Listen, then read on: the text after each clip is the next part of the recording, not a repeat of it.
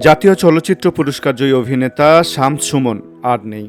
ইন্না লিল্লাহি ওয়া ইন্না ইলাইহি রাজিউন। হৃদরোগে আক্রান্ত হয়ে মঙ্গলবার সন্ধ্যা 6টা 45 মিনিটে রাজধানীর একটি বেসরকারি হাসপাতালে তার মৃত্যু হয় বলে নিশ্চিত করেছেন অভিনয় শিল্পী সংঘের সাধারণ সম্পাদক রাশেদ মামুন অপু। দীর্ঘদিন ধরে শামস অসুস্থ ছিলেন।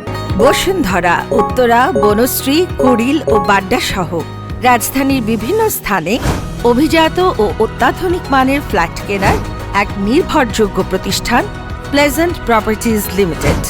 টিভি নাটকের একসময় জনপ্রিয় অভিনেতা শামস সুমন মঞ্চ থেকে তার কেরিয়ার শুরু করেন। পরে তিনি একাধিক সিনেমাতেও অভিনয় করেছেন। ইদানিং অভিনয়ে তাকে তেমনটা দেখা যেত না।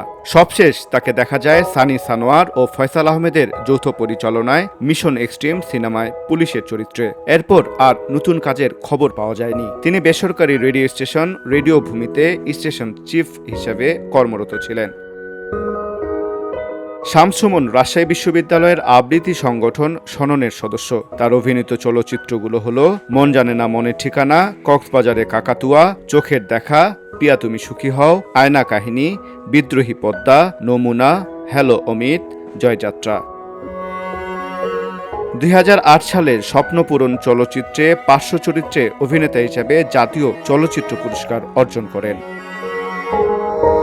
ভিউটি বাংলা নিউজ ডেস্ক।